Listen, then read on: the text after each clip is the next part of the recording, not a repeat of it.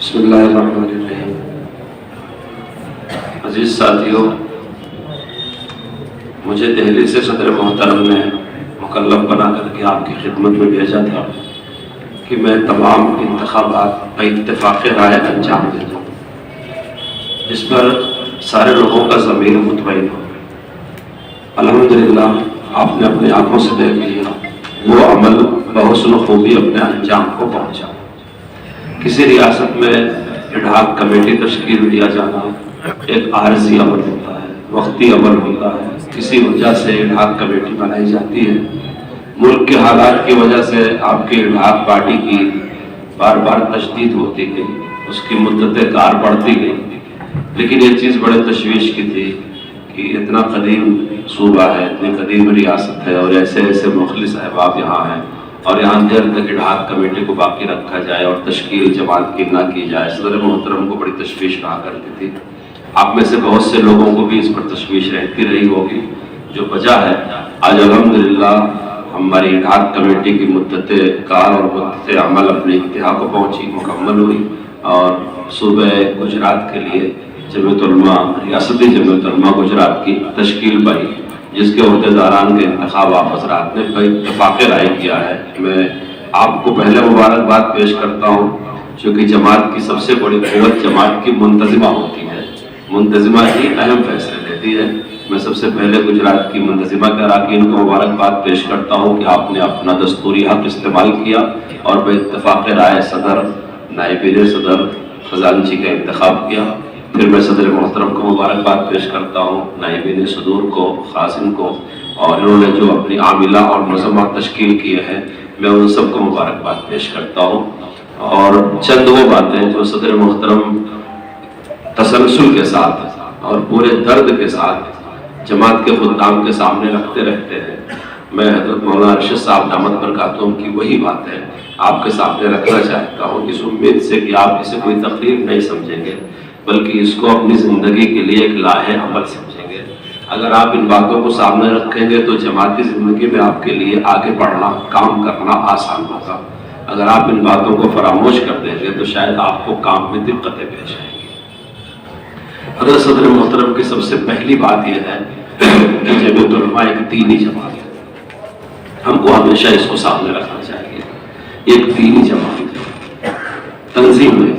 کبھی کبھی تنظیم ہونے کی وجہ سے لوگوں کو شک شبہ ہوتا ہے کہ یہ کوئی سیاسی پارٹی کی طرح سے ہے، چونکہ غیر اسلامی ملک میں، اور ہمارا ملک تو جمہوری ملک ہے، جمہوری ملکوں میں کمیٹیوں کی، جماعتوں کی، تنظیموں کی بڑی بنیادی اہمیت ہوتی ہے۔ اگر کہیں کے لوگوں کو تنظیم کی اجازت نہ دی جائے تو یہ غلامی کی طرف پہلا قدم ہوتا ہے۔ جب ایمرجنسی نافذ کی جاتی ہے تو پریس کی آزادی ختم کر دی جاتی ہے، تنظیم کی آزادی ختم کر دی جاتی ہے، اور ملک کو شکنجے میں کس لیا جاتا ہے۔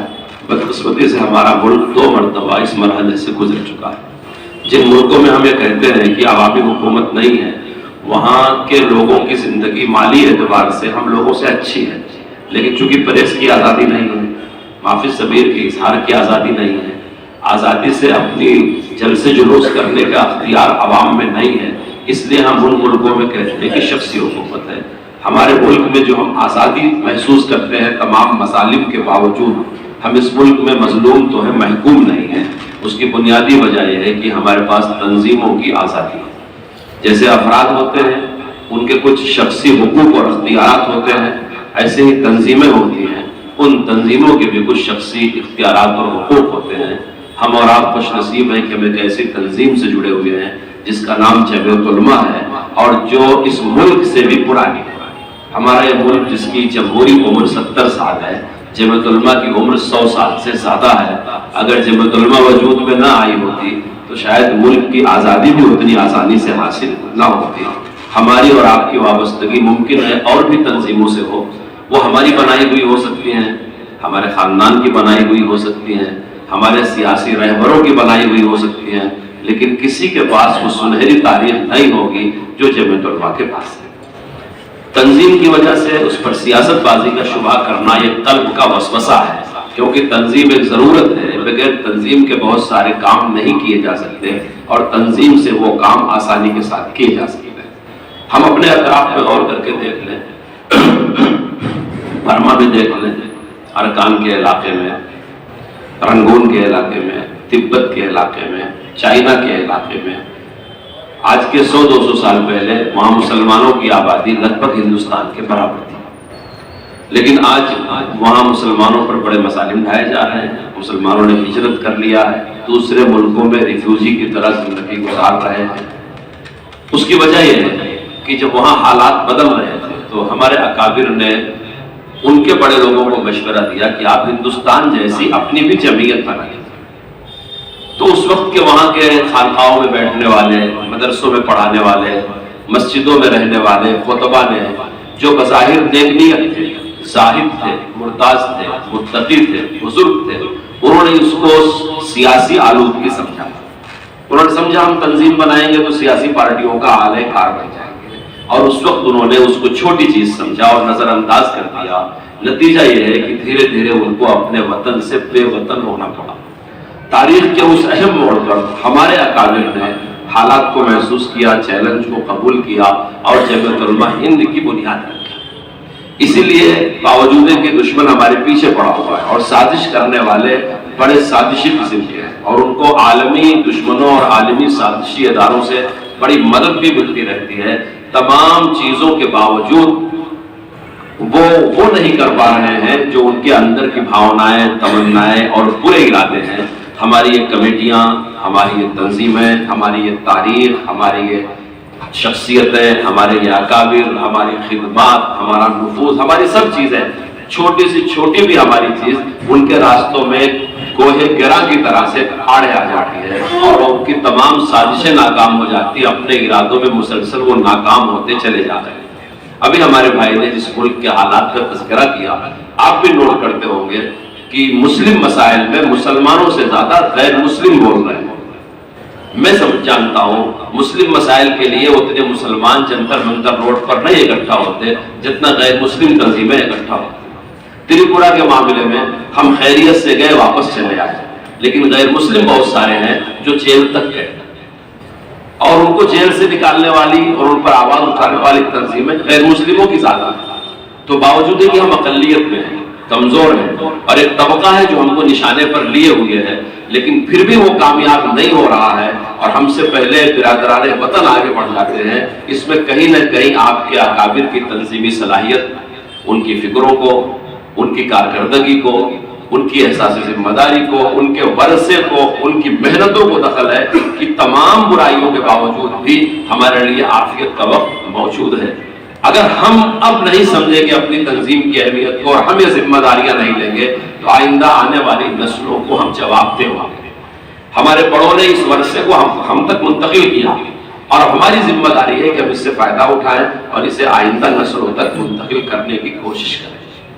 ایک خالص دینی جماعت ہے جمعیت علماء ہند، خالص دینی جماعت ہے، اس کا دور دور تک پارلیمنٹ اور اسمبلی کی سیاست سے کوئی تعلق نہیں۔ ترک سیاست ہی آپ کی اس ملک میں سب سے بڑی سیاست ہے۔ اس ترک سیاست سے آپ کو ووٹ کے حق سے محروم نہیں کیا جا سکتا، رائے دہی کے حق سے محروم نہیں کیا جا سکتا۔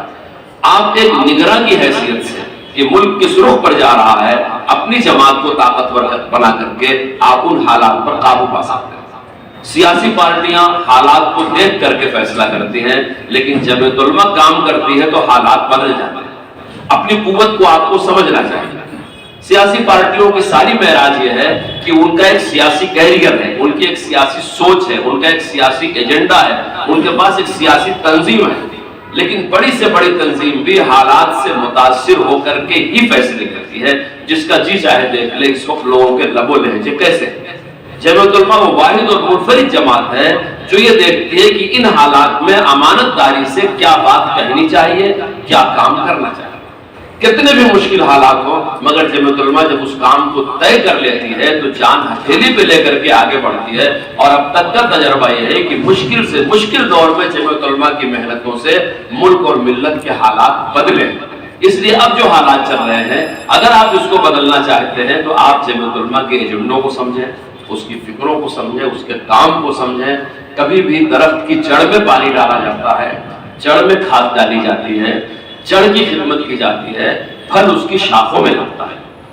بہت سے لوگ اجرت پسند ہوتے ہیں، وہ سمجھتے ہیں کہ یہ کام کر دیا جائے اور بنیادی کام چھوڑ دیتے ہیں، اور بہت سے لوگ جو دور اندیشی نہیں رکھتے وہ کسان کی اس محنت کو دیکھتے ہیں کہ یہ ساری خدمت جڑ کی کر رہا ہے، اگر وہ جڑ کی خدمت چھوڑ دے تو خوبصورت حسین ذائقے دار پھل نہیں لگ سکتے۔ اس لیے جو دور اندیش ہے وہ سمجھتے ہیں کہ کسان کے لیے اس جڑ کی محنت بہت ضروری ہے، اور کسان اس جڑ کی محنت میں کبھی کبھی اپنے ہاتھ نجاست آلود بھی کرتا ہے، کیونکہ گندی مٹی اور گندی کھاد اس جھاڑ کے لیے، اس فصل کے لیے انتہائی ضروری ہوتی ہے۔ ہم بہت سے لوگ اجرت باز ہیں، ہم سمجھتے ہیں کہ راست اٹیک کیا جائے، راست کام کیا جائے، راست سخت جواب دیا جائے، سختی کے جواب میں سختی کی جائے، کسی کی بات کو فوراً جواب دیا جائے، لیکن جو تنظیمی مزاج رکھتے ہیں وہ یہ سمجھتے ہیں کہ دنیا کا اصول کیا ہے، کون سی باتیں کن باتوں کے نتیجے میں ہوتی ہیں، کس چیز کو روکا جائے تو انجام کار وہ چیز خود بخود رک جائے گی۔ یہ چلنے والا فین آپ یہاں پکڑیں گے تو نہیں روک پائیں گے، سوئچ آف کر دیں گے تو رک جائے گا۔ یہ بصیرت ادراک ایک جماعت کے آدمی کے پاس انتہائی ضروری ہے کہ آپ کہاں سے کس کو آف کریں گے تو کس کی زبان بدلے گی، کس کا دماغ بدلے گا، کس کا خیال بدلے گا، اور کون تبدیل ہو جائے گا۔ جمعیت علماء اپنے ورکروں کو، اپنے خدام کو یہی بصیرت دیتی ہے۔ حضرت صدر محترم ایک بات بڑے اصرار سے کہتے ہیں، میں آپ سب کو وہ امانت پہنچا رہا ہوں کہ آپ اس جماعت میں لگے ہوئے ہیں تو اس کو خالص دینی جماعت سمجھ کر کے لگے رہیں، یہ کوئی سیاسی جماعت نہیں ہے۔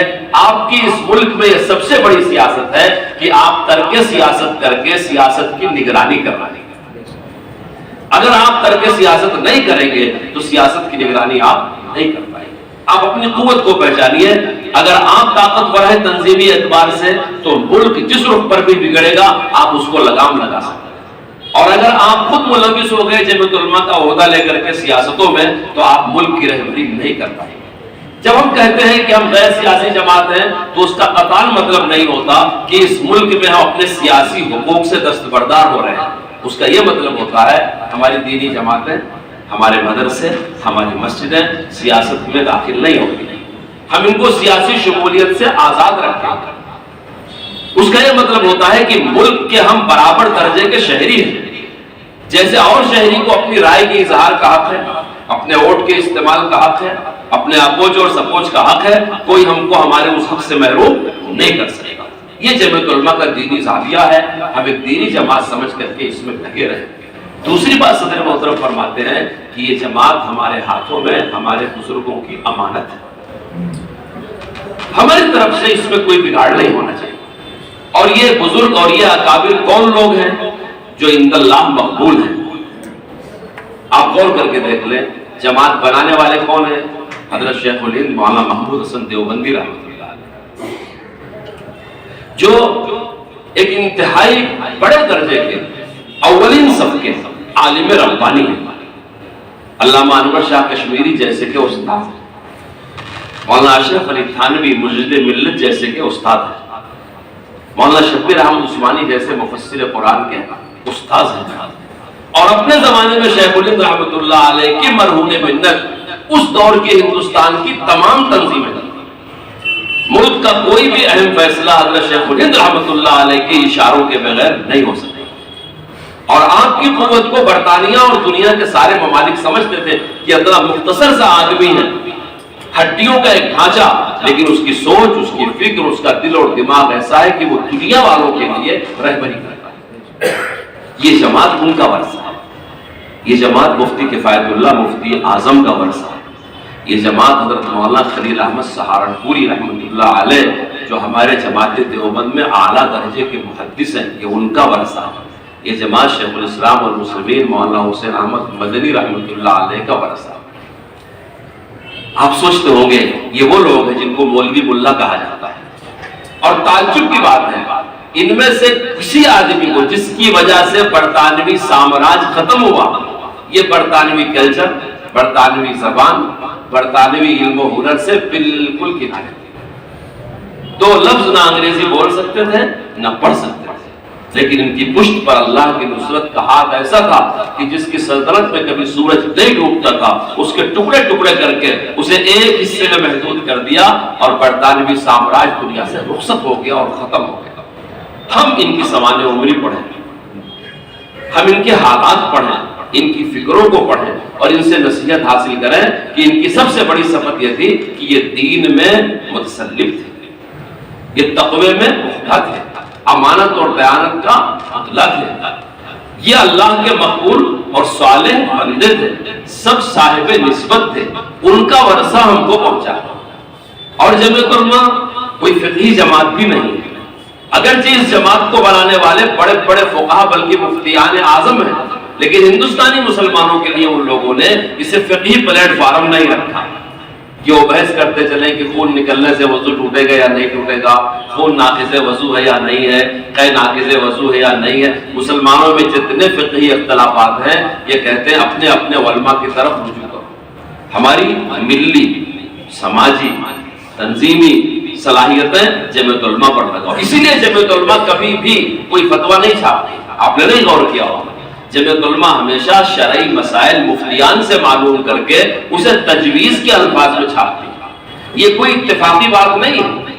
حالانکہ جمعیت علماء میں مفتی اعظم موجود ہیں، مفتی کفایت اللہ صاحب رحمۃ اللہ علیہ، حضرت مولانا محمد میاں صاحب رحمۃ اللہ علیہ، یہ وہ بڑے بڑے علماء ہیں کہ ان کے ایک لائن کے قلم سے کسی چیز کو امت حرام اور حلال سمجھ کے اس پر اعتماد کر لے، لیکن کبھی جمعیت علماء کے پلیٹ فارم سے ان مفتیان اعظم نے فتویٰ نہیں چھاپا ہے، فتویٰ مفتیان سے معلوم کیا ہے اور جمعیت علماء نے تجویز بنا کر کے اسے پیش کیا ہے۔ کیوں؟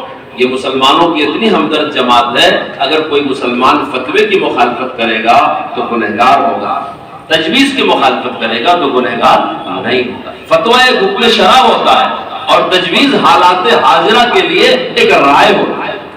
تو جمعیت علماء کی جڑیں بصیرت میں، امانت میں، دیانت میں اتنی گہری ہے اور ایسے اکابر سے جڑی ہوئی ہے جن کی اصابت رائے، جن کی پرواز فکر، جن کے ذہن کی وسعت، جن کی عالمی فکریں، بڑے بڑے فلاسفر وہاں تک نہیں پہنچ سکے ہیں جہاں تک ہمارے اکابر نے پہنچ کر کے امت کے لیے رہبری کا فریضہ انجام دیا۔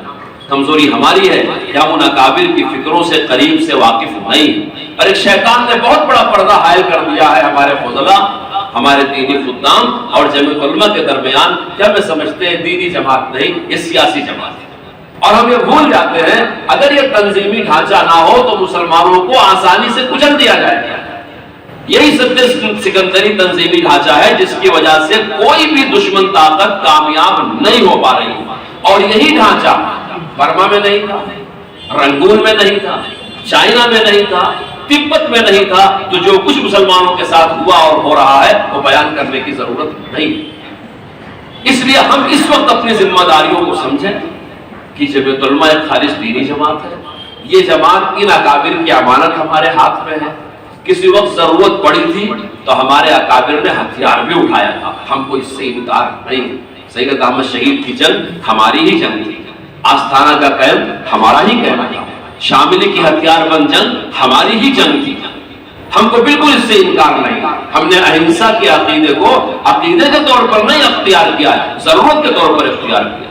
شیخ الہند محمد حسن دیوبندی رحمۃ اللہ علیہ فرماتے ہیں کہ اب ہتھیار کی لڑائی کا زمانہ ختم ہو گیا، دنیا جس نئے دور میں ظاہر ہوئی ہے یہ اتنی بودھی اور کمزور ہے کہ اس میں ہتھیار کی بات کرنے کی ضرورت نہیں ہے، بلکہ رائے عامہ بیدار کر کے، تجاویز منظور کر کے، اپنے حقوق کو سمجھ کر کے، اپنی حیثیت کو منوا کر کے آپ بڑے سے بڑا انقلاب لا سکتے ہیں۔ یہ جمعیت علماء کی فکر ہے، اسی لیے بار بار کہا جاتا ہے کہ آپ ملکی حالات میں مایوس نہ ہو، اپنے اخلاق سے، اپنے کردار سے، حالات کو سمجھ کر کے اپنی تنظیمی اور جماعتی قوت سے آپ تجاویز منظور کریں، دستور کے دائرے میں رہتے ہوئے قانونی چارہ جوئی کریں، اپنی قوم کو حقوق دلوائیں، جو محروم لوگ ہیں ان کو حقوق دلوائیں، جو سماج کے پچھڑے ہوئے کچلے ہوئے طبقے کے لوگ ہیں آپ ان کے مددگار ہوں۔ جمعیت علماء ہند کا دستور انتہائی مختصر ہے، اغراض و مقاصد آپ پڑھ کر کے دیکھ لیں، 8 باتیں کل اس میں لکھی ہوئی ہیں، اور اتنی عام فہم اور آسان ہے، اتنی عام فہم آسان ہے کہ اس کو سمجھانے کے لیے کسی بہت بڑے واعظ اور بیان اور شرح کی ضرورت بھی نہیں ہوتی۔ ایک کلمہ پڑھنے والا مسلمان جمعیت علماء کے اغراض و مقاصد کو آسانی کے ساتھ سمجھ سکتا ہے، اور آپ کو جو رسید دی گئی ہوگی اس پر اس کے اغراض و مقاصد گجراتی میں چھپے ہوئے، اس کے اغراض و مقاصد میں اسلام کی، شاعر اسلام کی حفاظت کرنا، اگر ایک مسلمان اسلام کی حفاظت نہیں کرے تو ایک کفر کی حفاظت کرے گا۔ شاعر کہتے ہیں ان چیزوں کو جس کو دیکھ کے اسلام سمجھ میں آتا ہو، جیسے ہمارے مینار ہیں، گنبد ہیں، مسجدیں ہیں، مدرسے ہیں، اذان ہے، تکبیر ہے، قربانی ہے، مسلمانوں کی یہ اسلامی وضاحت ہے۔ ایک لفظ مجھے طلبہ نے سمجھا دیا، ہندوستان میں آنے والے دور میں جب شخصی حکومتیں، مسلم حکومتیں، نوابی حکومتیں، جاگیرداریاں، زمینداریاں ختم ہو رہی ہیں اور ہر آدمی کی شخصی حکمرانی ہوگی، اور حکومت میں وہ آئے گا جس کو ہندوستانی چاہیں گے، اور رخصت ہوگا جس کو ہندوستانی ہٹانا چاہیں گے۔ ہر ہندوستانی کی حکومت اپنی مرضی سے اپنے اوپر نافذ ہوگی۔ انہوں نے دستور دیا کہ ایسی حالات میں ہمارا فریضہ ہے ہم اسلام اور مسلمانوں کی حفاظت کریں، شاعر اسلام کی حفاظت کریں۔ دوسری بات یہ لکھا، مسلمانوں کے مذہبی، سماجی، تعلیمی حقوق کو حاصل کرنا اور ان کی حفاظت کرنا۔ تیسری چیز یہ لکھا، مسلمانوں کے معاشرے کی اصلاح کرنا۔ ہم ایک ایسے ملک میں ہیں یہاں کلمہ پڑھنے والا مسلمان آدھا خاندان آج بھی غیر مسلم ہے، آدھا خاندان آج بھی مسلمان۔ کوئی برادری ہندوستان کی ایسی نہیں ہے جس نے اسلام قبول نہ کیا ہو۔ گوجر مسلمان ہے، غیر مسلم بھی ہے، جاٹ مسلمان ہے، غیر مسلم بھی ہے، برہمن مسلمان ہے، غیر مسلم بھی ہے، پٹیل مسلمان ہے، غیر مسلم بھی ہے۔ ظاہر بات ہے ایسے ملک میں اگر ہمارے سماج میں، ہمارے معاشرے میں کچھ کفر کی چیزیں، گناہ کی چیزیں، شریعت کے خلاف چیزیں سمجھ آتی ہیں تو یہ تعجب کی بات نہیں ہے۔ ہماری شادی میں، رسم و رواج میں، روزمرہ کی زندگی میں اگر غیر اسلامی طریقے آ گئے اور ہم نے اس کی حفاظت نہیں کیا، اپنے سماج کو بتایا نہیں کہ یہ شرک ہے، یہ کفر ہے، یہ بدعت ہے، یہ گناہ ہے، تو ہمارا سماج کلمہ پڑھنے کے بعد بھی، مسلمان کلمہ پڑھنے کے بعد بھی گناہ کبیرہ کا مرتکب ہوگا، اور جانے نہ جانے وہ شاعر اسلام کی توہین کرنے والا بھی ہوگا۔ چنانچہ بہت ساری جگہ ہم نے دیکھا ہے ایسا، مسجد ہوتی ہے اس کے سامنے غیر مسلم باجا نہیں بجا سکتا مگر مسلمان باجا بجاتا ہے، کہتے ہیں ہماری مسجد۔ مسلمانوں کے جلوس نکلتے ہیں باجا بجاتے ہوئے۔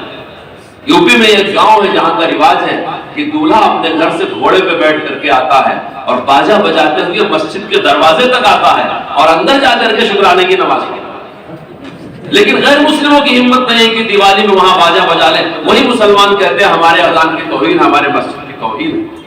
یہ کوئی مقابلہ آرائی کی بات نہیں ہے۔ اسلام کا غلبہ اس طرح سے نہیں ہوگا کہ آپ غیر مسلم کے باجا بجانے پہ تو انکار کریں اور مسلمان بجائے تو آپ جائز قرار دیں۔ اس لیے ہماری ہی ذمہ داری ہے کہ ہم مسلم معاشرے کی اصلاح کریں۔ ان تین باتوں کے بعد چوتھے نمبر پر لکھا ہوا ہے اغراض و مقاصد میں کہ اس کے لیے کمیٹیاں قائم کرنا۔ ظاہر ہے شاعر اسلام کی حفاظت ہمارا فریضہ ہے، تعلیمی حقوق، سماجی حقوق حاصل کرنا یہ ہمارا حق ہے، مسلمانوں کی اصلاح یہ ہمارا مذہبی فریضہ ہے، لیکن ایک انفرادی طور سے نہیں ہوگا۔ جب کوئی کمیٹی تشکیل پائے گی اس کے پاس کوئی قلیل مدتی اور طویل مدتی نظام ہوگا، الاہم فالاہم کے تحت اس کے سامنے امور ہوں گے، کیونکہ مسلمانوں پر نکیر تو جائز ہے، مسلمان کی تحقیر جائز نہیں ہے۔ اگر ایک مسلمان گناہ میں پھنسا ہوا ہے آپ اس پر نکیر کر سکتے ہیں، اس کی تحقیر نہیں کر سکتے۔ ہم اللہ تعالیٰ کی طرف سے تھانے دار مسدد ہو کر کے نہیں آئے، ہم جو علماء ہیں تو ہم قوم کے محتسب نہیں ہیں، بلکہ قوم ہماری اولاد کے درجے میں ہے۔ ہمدردی کے ساتھ اس پر نکیر ہونی چاہیے، اس کے لیے کمیٹیوں کی تشکیل ہونی چاہیے تاکہ وہ کمیٹیاں، وہ ادارے ان تینوں کام کو انجام دیں۔ اس کے بعد جمعیت علماء اغراض و مقاصد بھی لکھا ہوا ہے، آپ دیکھ لیجئے گا کہ ہندوستان میں بسنے والے تمام فرقوں، تمام مذہبوں کے لوگوں سے اچھے میل جول پیدا کرنا، یہ وقت کی بہت اہم ضرورت ہے۔ حضرت رسول اللہ صلی اللہ علیہ وسلم نبی تھے، مکہ مکرمہ والوں نے آپ کو بہت ستایا، آپ پر ظلم کیا، لیکن جب شعب ابی طالب میں آپ کا بائیکاٹ کیا گیا، آپ سیرت پاک کی کتاب پڑھ کر کے دیکھ لیجئے تو آپ کے ساتھ کئی کفار مکہ بھی اس بائیکاٹ میں شامل تھے۔ حضرت رسول اللہ کو کتنا وہ چاہتے رہے ہوں گے اور کتنا غضب کا نبی کے کردار پر ان کو بھروسہ تھا کہ انہوں نے اس بائیکاٹ میں اپنی قوم کا ساتھ نہیں دیا، رسول اللہ کے ساتھ شعب ابی طالب میں آئے اور پتے چبایا، تکلیفیں برداشت، ایمان کی وجہ سے نہیں، رسول اللہ کے ذاتی اخلاق تعلق کی وجہ سے۔ جب ہجرت کا سفر ہوا آپ سیرت کی کتاب پڑھ کر کے دیکھ لیجئے تو راستہ بتانے والا مسلمان نہیں تھا، جب جنگ ہوئی اور غزوہ احد میں مشرکین اور کفار کو قید کیا گیا تو جن کے پاس پیسہ نہیں تھا فدیہ کا، رسول اللہ نے ان سے کہا کہ انصار اور مہاجرین کے بچوں کو تعلیم سکھاؤ گے؟ میں آپ سے پوچھتا ہوں، وہ لوگ جو ہتھیار لے کر کے احد میں لڑنے کے لیے آئے تھے، بدر میں لڑنے کے لیے آئے، جو اسیران بدر تھے، کیا وہ انصار اور مہاجرین کے بچوں کو قرآن سکھائیں گے، سنت سکھائیں گے، شریعت سکھائیں گے؟ نہیں، ان کے پاس اس وقت کا جو علم تھا، علم حساب تھا، علم انصاب تھا، دیگر علوم تھے۔ ان اسیران بدر کو رسول اللہ نے مکلف بنایا، اگر تمہارے پاس رقم نہیں ہے تو ان کو سکھاؤ، پھر تمہاری رہائی ہے۔ ہم ایسے نبی کا کلمہ پڑھنے والے ہیں، ہمارے ہاں مسلم اور غیر مسلم کا فرق دور تک دراز پیدا کر چکا ہے۔ اگر کوئی عالم دین اس وقت کہتا ہے غیر مسلموں کے ساتھ حسن سلوک کرو، تو ہمارا ایک بہت بڑا طبقہ ہے جو ناک منہ چڑھا لیتا ہے، اور ایک بہت بڑا طبقہ ہے جو یہ سمجھتا ہے ہم کسی سیاسی مجبوری کی وجہ سے ایسا کر رہے ہیں۔ حاشا وکلا، ہم بالکل مجبور نہیں ہیں۔ اگر ہمارے شریعت کا حکم ہے، سب سے پہلے ہم سینہ ٹھوک کے سامنے آئیں گے۔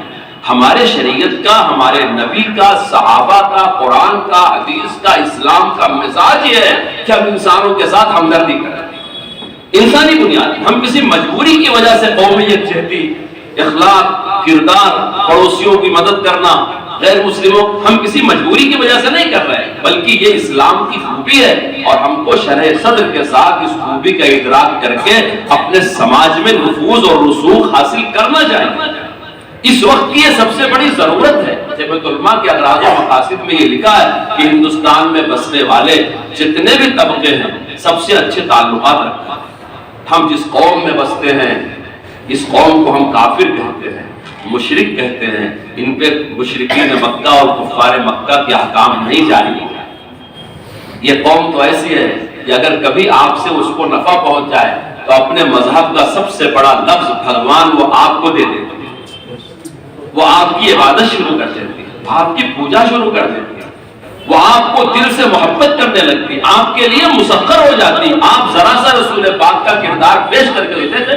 یہ ہماری خوبی نہیں، ہمارے نبی کے صاف ستھری سیرت کی خوبی ہے۔ آپ نے جیسے ہی نبی پاک کی ایک سیرت پیش کیا، ایک طریقہ پیش کیا، سنت پیش کیا، وہ آپ کے قدموں میں آ جائے گا۔ اگر اس نے آج آپ کے لیے ہتھیار اٹھا رکھا ہے اور آپ کے قتل عام کی بات کر رہی ہے، تو ضرور کہیں نہ کہیں ہماری جواب دہی ہے کہ ہم اس رنگ میں اس کے سامنے نہیں آئے ہیں جو رنگ حضرت محمد رسول اللہ والا تھا۔ جامعۃ العلماء کا یہ پیغام ہے، جامعۃ العلماء یہ چاہتی، حالات تو آج خراب ہوئے ہیں۔ جامعۃ العلماء کا دستور 100 سال پرانا ہے، اور یہ دستور لکھنے والے حضرت مولانا خلیل احمد سہارنپوری ہیں، جو مدینہ منورہ میں دفن ہے۔ دنیا کے اپنے زمانے کے بہت بڑے محدث ہیں، شیخ الحدیث مولانا زکریا صاحب کے پیر اور مرشد ہیں، ہم لوگ نہیں جانتے ہیں۔ مولانا مدنی رحمت اللہ علیہ کے پیر بھائی ہیں، حضرت گنگوہی کے اجل خلفاء میں مولانا خلیل احمد سہارنپوری تھے، مولانا حسین احمد مدنی۔ ان بزرگوں نے دستور لکھا ہے، اور اس وقت لکھا ہے جس وقت مسلمانوں کی ٹوٹی بہت تھی۔ مسلمان زمیندار تھے، مسلمان جاگیردار تھے، مسلمان نواب تھے، مسلمان بڑے بڑے عہدوں پہ تھے، ملک بٹا ہوا نہیں تھا، متحدہ ہندوستان ایک تھا، اور غیر مسلم کیا، انگریز ان مسلمانوں سے کانپتا رہتا تھا۔ اس وقت دستور لکھا گیا ہے کہ ہندوستان میں بسنے والے سارے لوگوں کے ساتھ اچھے تعلقات قائم کیے جائیں، کسی سیاسی مصلحت کی وجہ سے نہیں، بلکہ ایک مذہبی فریضہ سمجھ کر کے لکھا گیا۔ اس کے بعد کی چیزیں ہیں عربی علوم کو، مدرسے کے علوم کو رواج دینا، حالات کے تقاضے کے مطابق اس کو درست کرنا، جب جس طرح کے تقاضے ہیں اس طرح کے علماء تیار کر کے میدان میں اتارنا، مسلمانوں میں عصری تعلیم کے ادارے قائم کرنا، اسکول بنانا، کالجز بنانا، بڑے کلاسوں میں پہنچا۔ مولانا ارشد صاحب دامت برکاتہم نے اس سال جب اسکالرشپ تقسیم کیا 1 کروڑ روپیہ، تو حضرت نے اعلان کیا اور پوری قوم کو مخاطب کیا کہ اس وقت مسلمانوں کے لیے پیغام ہے کہ پیٹ پر پتھر باندھ کے بھی اپنے بچوں کو پڑھائیں۔ دینی تعلیم تو ضروری ہے ہی ہے، دنیاوی تعلیم بھی اس وقت ضروری ہے۔ آپ تعلیم کے بغیر اگر چاہیں کہ ملک پر غالب آ جائے، نہیں ہو سکتا۔ اگر آپ کو ملک کی ایجنسیوں پر، شعبوں پر، تمام طبقوں پر حاوی ہونا ہے، غالب آنا ہے، آزادی سے پورا فائدہ اٹھانا ہے، اسکیموں سے پورا فائدہ اٹھانا ہے، جمہوریت سے پورا فائدہ اٹھانا ہے، تو آپ کو ضرور اپنی اولاد کو پڑھانا۔ دینی تعلیم تو فرض ہے ہی ہے. مولانا ارشد صاحب کہہ رہے ہیں دنیاوی علوم بھی اپنے بچوں کو پڑھائیے. اس وقت مسلمانوں کا تعلیمی شمار، اعداد و شمار انتہائی محدود اور مختصر ہے. ایک بڑی تعداد جو اسکول کا منہ نہیں دیکھتی، ایک بڑی تعداد ہے جو ہائی اسکول کے بعد چھوڑ دیتی ہے، ایک بڑی تعداد ہے جو 11 اور 12 کلاس پڑھ کے چھوڑ دیتی ہے. کلاس 1 افسر ہونے تک، اعلیٰ تعلیم پہنچنے تک آشاریہ تھوڑے سے مسلمان رہ جاتے ہیں. اس لیے ہم کو کفایت اختیار کرنا چاہیے، سادگی اختیار کرنا چاہیے. اپنی کمائی کا بہت بڑا بجٹ اپنے علاقے کا جائزہ لے کے جمعیت علماء یہ کہہ رہی ہے کہ بچوں کی تعلیم پر خرچ کرنا چاہیے، تعلیمی ادارے بنانا چاہیے. اس سال صدر محترم نے ایسے 100 لڑکیوں کو گود لیا ہے جو ہائی اسکول میں 100% نمبر لائی ہوں لیکن گھر والے ان کو پڑھانے کی طاقت نہ رکھیں. اور ایسے 100 مسلمان بچوں کو گود لیا ہے جو ہائی اسکول میں 100% نمبر لائے ہوں لیکن ان کے گھر والے غربت کی وجہ سے ان کے پڑھانے کی طاقت نہیں رکھتے. 100 لڑکیاں اور 100 لڑکے مدنی 100 کے نام سے حضرت نے پروگرام شروع کیا، ان کو اڈاپٹ کیا، ان کو گود لیا. یہ حضرت کا ایک عملی پیغام ہے کہ اپنی قوم کو پڑھاؤ. ہمارے اغراض و مقاصد میں 100 سال پہلے لکھا ہوا ہے کہ مسلمانوں کے لیے عصری تعلیمی ادارے قائم کرنا. اس کے بعد لکھا ہوا ہے اوقاف کی تنظیم اور اس کی حفاظت کرنا. ہندوستان کی جتنی زمین ہے 14% زمین وقف کی ہے حیات. کسی ریاست میں تو کل ریاست کا بہت بڑا حصہ اوقاف کی ہے اور مسلمانوں کا وقف مختلف شکلوں میں ضائع ہو رہا ہے. کبھی آپ بھی دیکھیے گا پرانی مسجدوں کے پاس پرانے ریکارڈ میں ان کی زمینیں لکھی ہوئی ہیں. اس وقت لوگوں نے اللہ کے لیے اور اپنی قوم کے غریب لوگوں کے لیے وہ زمینیں وقف کیا تھا. آج اوقاف کا خرد برد ہو رہا ہے. جمعیت علماء کی کوششوں سے وقف بورڈ کی تشکیل ہوئی، وقف ایکٹ بنا، اس میں کئی بار سدھار ہوا لیکن جمعیت علماء آج بھی غافل نہیں ہے. وہ یہ کہتے ہیں کہ ان اوقاف کی تنظیم جمعیت علماء کی ذمہ داری ہے. میں آپ سے کہتا ہوں یہ سادے سے اغراض و مقاصد ہیں، اس میں کہیں دور تک اسمبلی اور پارلیمنٹ کی سیاست کا تذکرہ ہے. حضرت صدر محترم فرماتے ہیں ہمارا یہ یقین ہے، بات عقیدے کی ہے کہ اس امت کی دنیا اس کے دین کے تابع ہے. ہمارا آپ کا بھی یقین یہی ہے، ہماری دنیا ہمارے دین کے تابع ہے. اور بنو اسرائیل سے بھی اللہ نے قرآن میں یہی کہا تھا اگر تمہارا دین درست ہوتا تو تمہارے پیر کی نیچے تم کو روزی ملتی. اگر تمہارا دین درست ہوتا تو تم کو اللہ تعالیٰ قوت اور غلبہ عطا فرماتا. ہم کو ان سے عبرت اور نصیحت حاصل کرنا چاہیے. ہمارے لیے بھی اللہ اور اللہ کے رسول کا یہی قانون ہے. حضرت صدر محترم بار بار اسی پر توجہ دلاتے ہیں کہ اس امت کی دنیا اس کے دین کے تابع ہے. دنیا سایہ ہے، دین اصل ہے. ہم جب دین میں پختہ ہوں گے تو دنیاوی معاملات خود بخود صحیح ہو جائیں گے. میں نے جتنے اکابر کا نام لیا یہ دین میں پختہ تھے، یہ تقوی میں پختہ تھے. ہم کو بھی انہی کے راستے پہ چلنا ہے. اللہ تعالیٰ ہماری دنیاوی ضروریات غیب سے بھی پوری کرے گا اور ہم چھوٹے موٹے اسباب اختیار کریں گے. اللہ زیادہ سے زیادہ ہماری نصرت اور مدد فرمائے گا. اس لیے آپ حضرات قابل مبارکباد ہیں کہ آپ نے جماعت سے وابستگی اختیار کیا، اس جماعت کے رکن بنے، اس کے اراکین منتظمہ بنے. آپ نے اپنی آج کمیٹی تشکیل دیا. آپ پورے شرح صدر کے ساتھ غور کر کے اسے ایک دینی جماعت سمجھ کر کے کام کریں اور کام کرنے میں دستور کی پابندی کریں. دستور کا ہلکا سا مذاکرہ میں آپ کے سامنے کر دوں. جماعت ایک دستوری جماعت ہے.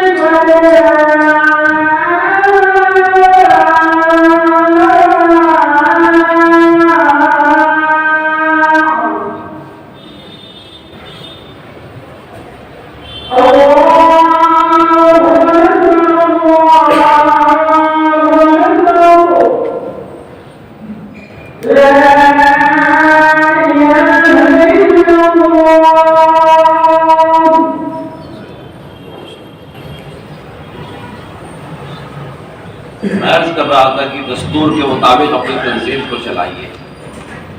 دستور کا ہلکا سا مذاکرہ میرے دوستو یہ ہے کہ آپ کی ریاست میں 33 اضلاع ہے اور ریاست کی کل آبادی 6 کروڑ سے زیادہ ہے. یہاں کی مسلم آبادی 60 لاکھ سے زیادہ ہے. آپ کی سب سے بڑی تعداد جس ضلع میں ہے وہ 22% ہے اور سب سے چھوٹی تعداد جہاں ہے وہ اس ضلع کی 2.5% آبادی ہے.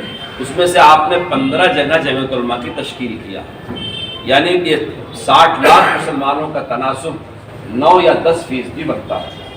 اگر آپ 2021 کی مردم شماری اگر ہو اور آپ اسے دیکھیں تو شاید آپ 10% سے زیادہ بھی ہو جائیں.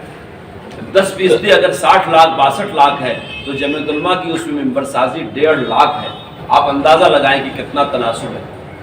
ہم اس 1.5 لاکھ کو 3 لاکھ بھی سمجھتے ہیں کیونکہ جمعیت علماء کی ممبر خواتین بھی ہو سکتی ہیں. اگر کسی مرد نے ممبری فارم قبول کیا ہے تو ہم اس کے گھر میں بیٹھی ہوئی اس کی محرم خاتون، اس کی بیوی، بہن اور ماں کو بھی شامل کر لیں تو آپ اس کو 3 لاکھ 4.5 لاکھ 5 لاکھ بھی کہہ سکتے ہیں کہ اتنی ممبر سازی آپ کی ہے. جس ضلع میں آپ کام کریں وہاں کی اصل مسلم آبادی دیکھ لیں. ضلع کی جمعیت کے وجود کے لیے کم سے کم ضلع کے 3 یا 2 مقام پہ جمعیت علماء کی یونٹ کا ہونا ضروری ہے. جب ضلع کی جمعیت قرار پائے، جہاں بڑا شہر ہے، جہاں 2 لاکھ مسلم آبادی ہے، وہاں شہر کی جمعیت، تحصیلوں کی جمعیت ہو. ہمارے دفتر کے لیے ہر ریاست سے اتنی چیزیں ضروری ہیں جو میں نے مفتی صاحب سے مطالبہ کیا تھا اور ہر ریاست سے مطالبہ کرتا ہوں. آپ حضرات کے بھی علم میں رہے اس لیے اعلانیہ اس بات کو کہتا ہوں. ضلع کی جو کمیٹی تشکیل پاتی ہے اس میں 15 آدمی ہوتے ہیں جو منتخب ہو کر کے آتے ہیں. 6 لوگ ہوتے ہیں جن کو صدر نامزد کرتے ہیں. یہ 21 لوگ ہو گئے. اس ضلع کے 21 آدمی کا نام، ان کا پوسٹل ایڈریس، ان کا فون نمبر، یہ ایک فہرست مکمل ہمارے پاس دفتر میں آنی چاہیے اور وہی فہرست صدر محترم کے پاس یہاں بھی رہنی چاہیے. دوسرے آپ کے جتنے اضلاع میں جمعیت بنی ہے، اب اس وقت 15 اضلاع کی فہرست سامنے آئی ہے، اس 15 اضلاع کے ناظم اور صدر یعنی صدر اور سیکریٹری، ان کا پوسٹل ایڈریس، ان کا فون نمبر، ان کی تفصیلات یہ بھی ہمارے پاس دفتر میں آنی چاہیے. یعنی 15 ہے تو 15 صدر اور 15 ناظم. تیسرے جو ہم لوگ بیٹھے ہوئے اس کو منتظمہ کہا جاتا ہے. اس منتظمہ کی مکمل فہرست ہمارے پاس دفتر میں آنی چاہیے جس میں آپ کا ڈاک پوسٹل ایڈریس بھی ہو اور آپ کے فون نمبرات بھی ہو اور اس کے اوپر ہیڈنگ لکھی ہو کہ اس طرف کے یہ ہماری جنرل باڈی کے ممبر ہیں. پھر یہ ممبر جنرل باڈی کے ان ممبروں کا جو اندراج کیا جائے گا ضلع کے حساب سے کیا جائے گا. آپ ABC الفابیٹس کے اعتبار سے اپنے ضلع بنا لیجیے. الف سے جو ضلع آتا ہے پہلے وہاں کے اتنے، با سے جو آتا ہے اس کے بعد، جیم سے جو آتا ہے اس کے بعد، اس طرح آپ مرتب فہرست بنائیے. اسی میں سے آپ 1/3 کا نام بھیجیے ہمارے پاس دلی میں جو ہماری جنرل باڈی کے رکن ہوں گے اور یہ مقامی لوگوں کے مشورے سے طے کیجیے. اسی طرح سے ابھی جو آپ نے صدر بنایا، نائب صدر بنایا، خازن بنایا، نظمہ بنایا، ایک آپ نے ورکنگ کمیٹی بنائی، ان کی پوری تفصیلات نام اور پتے کے ساتھ ہمارے پاس ہونی چاہیے. آپ ایک 10 آدمی کی فہرست ہم کو اور بھیج سکتے ہیں جو آپ کی ریاست کے بڑے علماء ہیں، جو آپ کی ریاست کے بڑے وکلا ہیں، بڑے تعلیم سے جڑے ہوئے ہیں، بڑے خدمت گزار ہیں، جن کو کہا جاتا ہے کہ 10 لوگوں کو اڈاپٹ کریں آپ، جو جمعیت علماء کی فکروں سے جڑے ہوئے ہوں. صرف ایک شرط ہے کہ وہ جمعیت علماء کی فکروں سے جڑے ہوئے ہوں اور مقامی طور پہ آپ کے لیے مفید ہوں. اس میں سوشل ورکر بھی ہو سکتے ہیں، اکابر علماء بھی ہو سکتے ہیں، اداروں کے اور تنظیموں کے ذمہ دار بھی ہو سکتے ہیں. آپ ان کا خصوصی مشاہیر کی فہرست میں آپ 10 آدمی کی فہرست بنا کر کے ہمارے پاس بھیجیں. یہ تنظیم کی چیزیں جماعت کے لیے کسی بھی ریاست میں بہت ضروری ہے اور آپ بھی اس کی پابندی کریں، ہم بھی اس کی پابندی کریں. آپ کسی وقت بھی کسی ضلع کا آدمی ہم سے ربط کریں، ہم جواب دیتے ہیں. لیکن جماعت کا اصول یہ ہے کہ آپ پہلے اپنے صدر سے بات کریں، اپنے ناظم سے بات کریں. اگر آپ کو کوئی شکوہ شکایت ہے، کچھ جماعت کے بارے میں کہنا ہے، ہم اسے بھی سنتے ہیں، آپ پورے حوصلے کے ساتھ اپنے نام اور پتے کے ساتھ شکایات بھی درج کریں، ہم اس کو بھی سنتے ہیں۔ لیکن یہ ساری چیزیں اخلاق اور دستور کے دائرے میں ہونا چاہیے۔ اخلاق سے باہر ہو کے، دستور سے باہر ہو کے، ذاتیات پر آ کر کے اگر کوئی جماعت میں انتشار پیدا کرتا ہے تو یاد رکھو وہ جماعت کا خیر خواہ اور بدخواہ تو نمبر 2 کی بات ہے، وہ ملت کا بدخواہ قرار دیا جائے گا، کیونکہ جمعیت علماء کی مضبوطی ملت کی مضبوطی ہے۔ مولانا اسد صاحب رحمۃ اللہ علیہ کو آپ نے دیکھا ہوگا، حضرت فرمایا کرتے ہیں جب میں کہیں جاتا ہوں اور سنتا ہوں یہاں مسلمان بہت کمزور ہیں تو میں ان سے پوچھتا ہوں کیا یہاں مدارس اور مکاتب نہیں ہیں؟ پھر ان سے پوچھتا ہوں کیا یہاں جماعت کا کام نہیں ہوتا؟ پوچھتا ہوں کیا جمعیت کی شاخیں یہاں نہیں ہیں؟ تو لوگ بتاتے ہیں کچھ ہے کچھ نہیں ہے۔ حضرت فرماتے ہیں میرا یہ ماننا ہے اگر یہ 3 ملی ادارے کہیں ہیں، تعلیمی ادارے، دعوت و تبلیغ کی محنت اور جمعیت علماء کا کام، تو وہاں مسلمان کمزور نہیں ہو سکتے۔ اگر کہیں کا مسلمان کمزور ہے تو ہم کو جائزہ لینا چاہیے کہ ان 3 محنتوں میں سے کوئی نہ کوئی محنت ضرور کمزور ہے، یا تو دعوت والا عمل کمزور ہے، یا تعلیم والا کمزور ہے، یا تنظیم والا عمل کمزور ہے۔ اگر اسے درست کر لیا جائے تو وہاں کا مسلمان طاقتور ہو جائے گا اور وہاں کے ماحول میں حق سر بلند ہو جائے گا۔ اور حضرت یہ بھی فرمایا کرتے تھے کہ جیسے ایک پیاسے کو پانی پلانا، ایک بھوکے کو کھانا کھلانا، ایک ننگے کو کپڑا دینا سب لوگ ثواب سمجھتے ہیں، میں یہ کہتا ہوں کہ میری ملت ہندوستان میں بھوکی بھی ہے، ننگی بھی ہے، پیاسی بھی ہے، اور جمعیت علماء پوری ملت کے لیے یہ خدمت کرتی ہے۔ تعجب کی بات ہے لوگ ایک بھوکے، ایک ننگے، ایک پیاسے کی خدمت کو تو دین سمجھتے ہیں اور جمعیت علماء کی خدمت کو سیاست سمجھتے ہیں۔ یہ میرے دوستو یہ باتیں اس لیے عرض کرتا ہوں کہ ہم کو اس طرح سے اپنے کام کو لے کے آگے بڑھنا ہے۔ بہت سی یونٹوں کے لوگ کچھ دنوں کے بعد صدر صاحب سے پوچھیں گے کہ کیا کام آیا، اس لیے میں آج کام بھی بتا دیتا ہوں آخر میں۔ آپ کا اتنا کام ہے ہر یونٹ کم سے کم اپنے یہاں سیرت پاک کا ایک جلسہ ضرور منعقد کرے اور اس میں اپنے مقامی علماء کی نمائندگی رکھے اور اس میں رسول اللہ کی سنت، سیرت، صحابہ کا تذکرہ کیا جائے، ہر اختلاف سے اوپر اٹھ کر کے۔ ایسی کوئی بات اس جلسے میں نہ کی جائے جو کسی طبقے کی ناراضگی اور اختلاف کا سبب بنے۔ یہ جلسہ کر کے، اور جیسا کہ مفتی صاحب نے فرمایا آپ کے پاس آپ کا جو بجٹ ہے آپ وہیں سے یہ جلسہ کریں گے۔ جمعیت علماء کی قانونی فیس ہر ممبر کی 2 روپیہ ہے جو ممبر بنتا ہے، پھر 5 روپیہ ہے جو رکن بنتا ہے، پھر 3 روپیہ ہے جو ڈسٹرکٹ والے 3 روپیہ دیں گے، ریاست والے 5 روپیہ دیں گے، دلی والے 10 روپیہ دیں گے۔ یہ آپ کا اوپننگ بیلنس ہوگا۔ جس کا نام جہاں لکھا ہے وہ اتنا ضرور ہر مہینہ ادا کرے۔ اس کے علاوہ آپ جو دیں گے وہ آپ کا تعاون ہوگا۔ آپ پر بھروسہ کر کے جو آپ کو دیں گے آپ کو امانت داری سے اس کا حساب دینا ہے، یہ آپ کی ذمہ داری ہوگی۔ اس طرح ایک جلسہ سیرت پاک کا کریں۔ میں اپنے تمام ورکروں سے درخواست کرتا ہوں اگر آپ کا نام اشتہار میں نہیں ہے تب بھی آپ اس جلسے میں شریک ہوں۔ اس وقت ایک بہت بڑا عیب ہمارے اندر یہ ہو گیا ہے کہ اگر اشتہار میں ہمارا نام ہے تبھی ہم جاتے ہیں۔ بیچارے اشتہار بنانے والے پریشان ہیں، کس کو شعلہ بیان لکھا ہے، کس کو شیریں بیان لکھا ہے، کسی نمونہ صرف لکھا ہے۔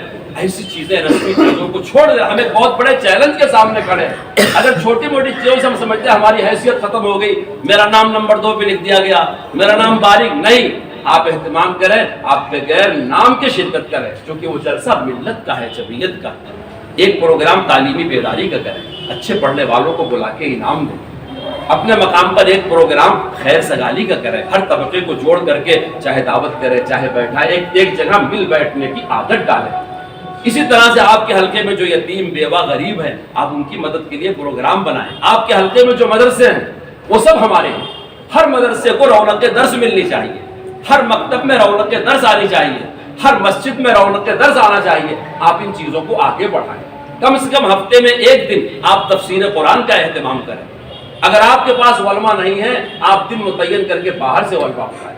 تفسیر قرآن اس دن رکھیں کہ مرکز سے کوئی مزاحمت نہ ہو، وہاں کے مقامی امام کے کام سے کوئی مزاحمت نہ ہو، وہاں کی کمیٹی سے کوئی مزاحمت نہ ہو، خالص اللہ کے واسطے آپ تفسیر کا اہتمام کریں۔ تفسیر بھی کیسی کریں؟ صرف اصلاحی بات کریں۔ بعض مرتبہ تفسیر میں لوگ علمی بات کرتے ہیں، عوام نہیں سمجھ پاتی۔ میں اپنے ایک ساتھی کو سمجھا رہا تھا کہ جمعیت علماء یہ کہتی ہے کہ وہی بات کرو جو عوام کے سمجھ میں آئے اور مخاطب وہ ہوں جو آپ کے طالب علم ہوں، یعنی آپ تعلیم بالغہ کا نورانی قاعدہ ان کو پڑھائیے اور جو آپ سے جڑے ہوئے ہوں پڑھے لکھے ان کو بیٹھائیے اہتمام سے، کم قرآن کے حروف کو پہچانے، اردو پڑھتے ہو۔ وہ ساتھی ہمارا وراثت کے مسائل سمجھاتا ہے، نصف، ربع، ثمن، ثلث، کلالہ، بس وہ ضمیر لوٹایا کرتا تھا، اس نے ضمیر لوٹی، یہ ضمیر ابلیس کی طرف لوٹ رہی ہے، یہ ضمیر فرعون کی طرف۔ بس ایک دن ایک نے پوچھ لیا کہ مولوی صاحب اب تک ہم نے سنا تھا کہ سارا قرآن رسول اللہ کی طرف آیا ہے، آپ بولتے ہیں ضمیر ابلیس کی طرف آئی ہے، میرے سمجھ میں نہیں آتا۔ اس لیے میرے دوستو یہ وہ کام ہے جو آپ کو کرنا ہے۔ میں نے جتنی باتیں بتائی ہیں اس رسالے میں صدر محترم نے سب لکھوائی ہیں، میں مولانا عبدالقیوم صاحب کو پیش کر کے جاتا ہوں کہ وہ اس کا گجراتی میں ترجمہ کر کے ہر یونٹ کو بھیج دیں، اور آپ اسی روشنی میں کام کریں۔ اللہ ہمارے اس مل بیٹھنے کو قبول فرمائے، کہنے سننے کو قبول فرمائے، راستے کی رکاوٹوں کو دور فرمائے، عافیت کے ساتھ اللہ اپنے دین کے کام میں لگے رہنے کی توفیق عطا فرمائے، آمین۔ وآخر دعوانا الحمدللہ۔